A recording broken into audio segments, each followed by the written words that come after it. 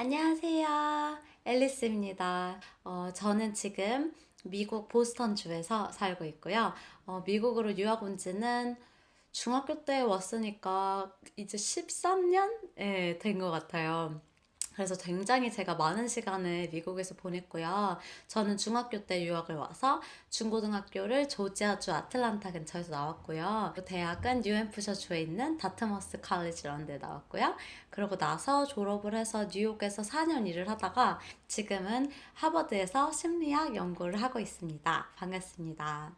제가 유튜브 채널을 개설하게 된 계기는요, 미국에서 유학 생활을 혼자 했었고, 그리고 사회생활도 하면서 많은 것을 배우고 깨달았는데요. 공유함으로써 주변 분들에게 좀 도움이 되면 좋겠다라는 마음으로 지금 채널을 시작했습니다.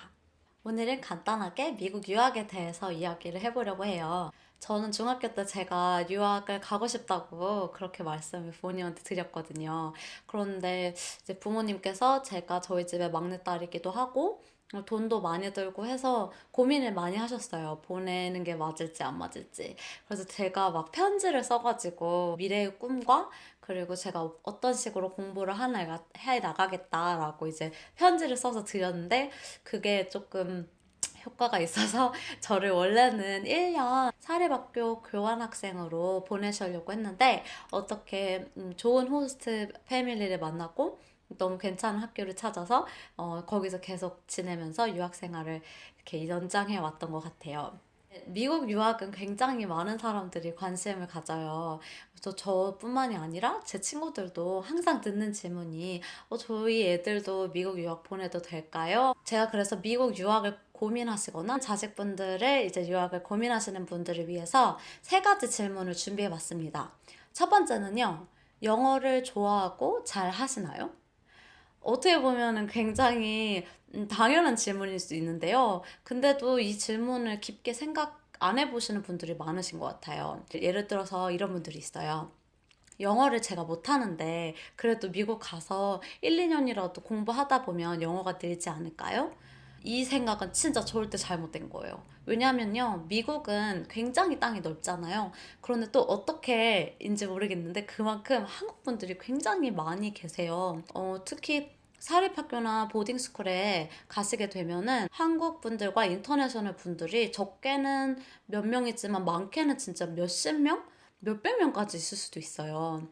영어의 기본인 베이스가 잘 안 잡혀 있으시고 영어에 자신감이 없으시면은 결국 한국 친구들이랑만 어울리시더라고요. 한국말로 대화하고 한국말로 문자하고 이러다 보니까 영어가 안 늘어서 제 주변에는 진짜 미국에 오래 계셨는데도 영어를 아직까지 쉽게 구사를 하지 못하고 영어로 정화통화를 한다거나 글을 쓰는 것에 굉장히 두려워하시는 분들을 많이 알고 있습니다. 저는 이제 유학을 결심한 큰 계기가 제가 영어를 제일 좋아했어요. 그리고 영어로 말하는 걸 좋아했고, 영화도 막 영어로 보는 거 좋아했고, 미국이나 이렇게 영국, 이렇게 영어 쓰는 그런 나라에 대한 판타지도 있고, 그리고 공경하는 그런 마음이 있었던 것 같아요. 그래서 그것 때문에 저한테 이제 영어를 더 잘해야겠다는 그런 모티베이션이 있었거든요. 그래서 이게 굉장히 베이직하지만 정말로 중요한 것 같습니다.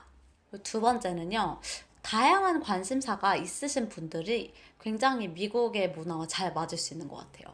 미국은 정말 다양한 걸 할 수 있는 기회가 너무 많아요.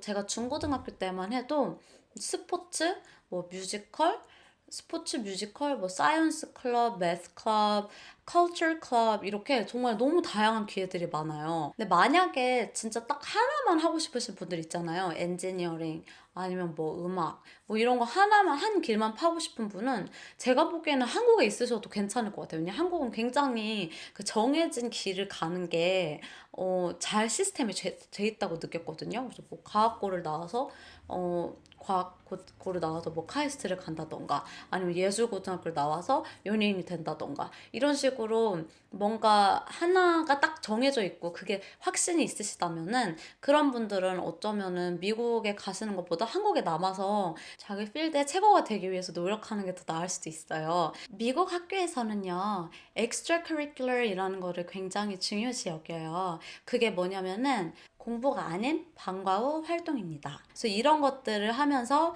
그 친구들과 이렇게 팀원들과 교류하는 거, 그리고 거기서 리더가 되는 거, 이런 것들을 굉장히 나중에 대학 갈 때 중요시 여기고 팀워크 키우는 것에 중점을 많이 두더라고요. 이런 다양한 액티비티를 하기 위해서는 정말 그만큼 다양한 관심사가 있는 게 가장 좋은 것 같아요.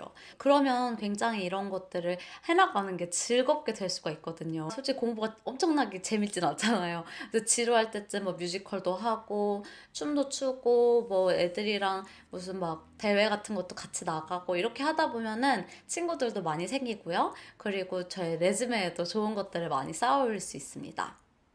나중에 세 번째는요, 자립심과 독립심입니다.